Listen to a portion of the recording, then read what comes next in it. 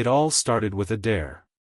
It was one of those cold October nights that felt darker than usual, like even the moon didn't want to be there. A Friday. No parents.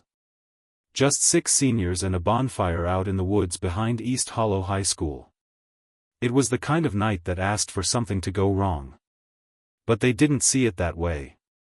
They were bored. Buzzed. Restless. It was that strange, electric tension that always came around Halloween in East Hollow. Everyone in the town said they didn't believe the stories, but nobody ever really tested them. At least not until Ethan dared Lily to walk into the woods alone at midnight. "You know about the hanged girl, right?" Ethan had said, grinning in that smug way that made people want to punch him, or prove him wrong. "They say if you go into the woods, right past the edge of the clearing, and say her name 3 times, she shows you how she died." "Who made that up?" Lily asked, laughing. But Maya, her best friend, leaned forward, serious for once. "It's real. My cousin went out there with his friends a few years ago. Swore he saw something watching them. Pale face. Just hanging there. No rope." Chris rolled his eyes. "It's just some urban legend. We have one every year. Last year it was the woman in the mirror. Year before that, the man in the drain. But this one's been around since the 90s, Maya insisted. Longer. They say her name was Eliza Warren. A junior. Went missing during a Halloween party. They found her in the woods a week later. Just hanging in midair. Eyes wide. No rope. No marks.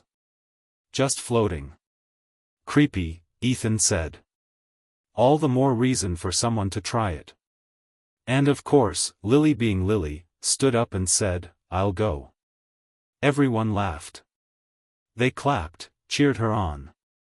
"It was just a dumb joke, right? Don't actually say her name," Maya said, half joking. "Seriously." Lily winked. "If I don't come back, avenge me." Then she walked past the tree lean. The flashlight beam flickered between the branches, then vanished behind the trees. They waited. 5 minutes passed. Then 10. Then 15. The laughter faded. No one wanted to admit they were getting nervous. No one wanted to be the first to stand up. Finally, Ethan groaned. "Okay, she's just messing with us." He grabbed his own flashlight and headed in.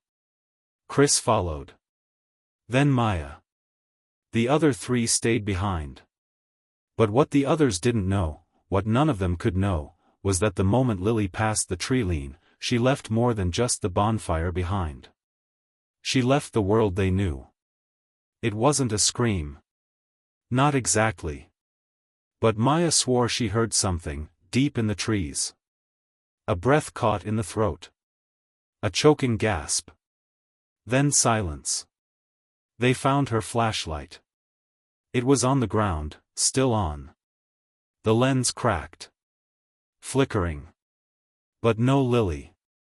They called her name. Over and over. They even joked, at first, "All right, come out, we get it, you win." But the woods didn't answer. And the deeper they walked, the stranger everything felt. Time seemed weird. They walked for what felt like an hour, but their phones said only 10 minutes had passed.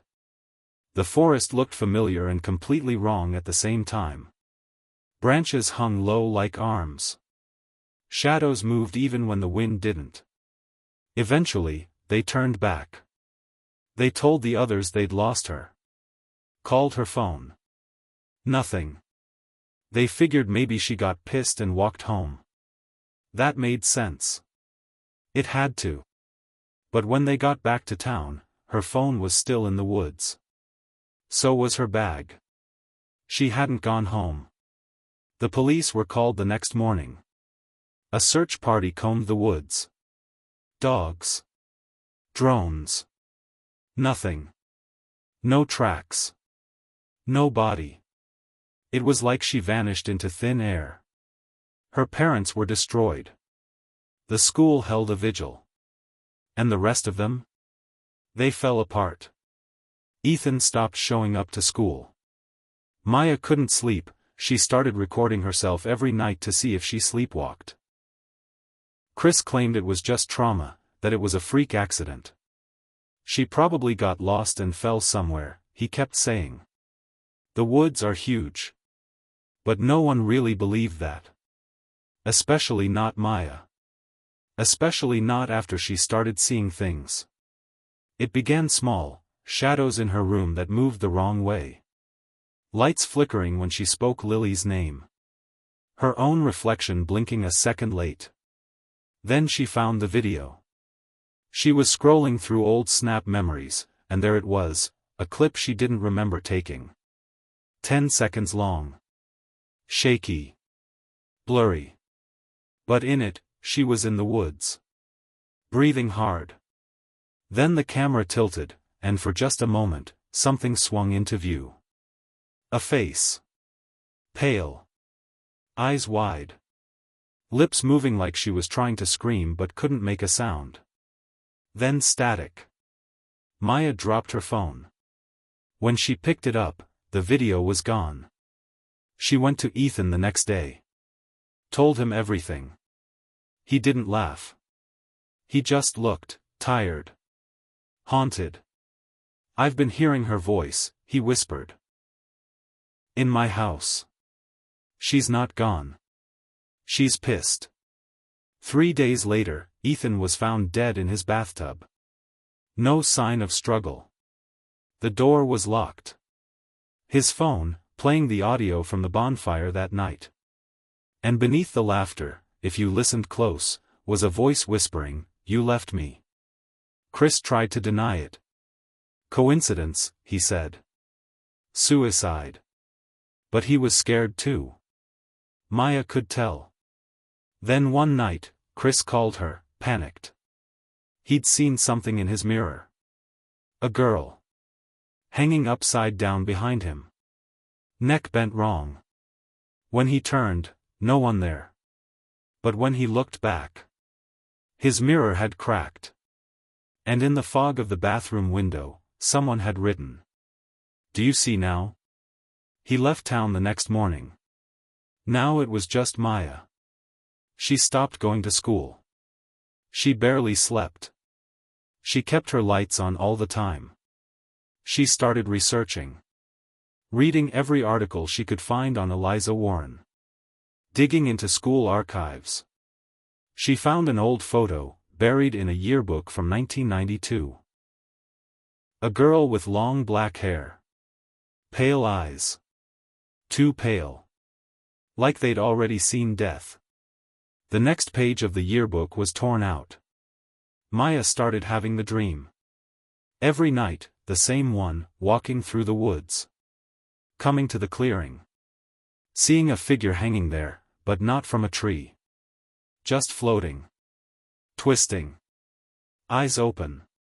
Mouth moving. One night, she woke up with blood on her sheets. When she looked in the mirror, there were faint bruises on her neck. That's when she decided she had to go back. Not to run. Not anymore. She needed to know. To face it. She left a voice memo on her phone. If you find this, it means I didn't make it back. I'm going to the clearing. Alone. Midnight. If it's her, maybe I can help. Maybe I can end this. The video footage from her phone was found a week later, by a hiker. It shows Maya stepping into the clearing, whispering Eliza's name 3 times. Then silence. Then the camera tilts. And for just a moment, you see her. Eliza. Pale. Hanging. No rope. And Maya? Maya begins to rise into the air. Slowly. Like she's being lifted by invisible hands. She doesn't scream. Her mouth opens, but no sound comes out. Then the screen goes black. Maya's body was never found. But if you go into the woods now, especially in late October, some people say you can hear it. The sound of creaking branches. Of a girl crying softly.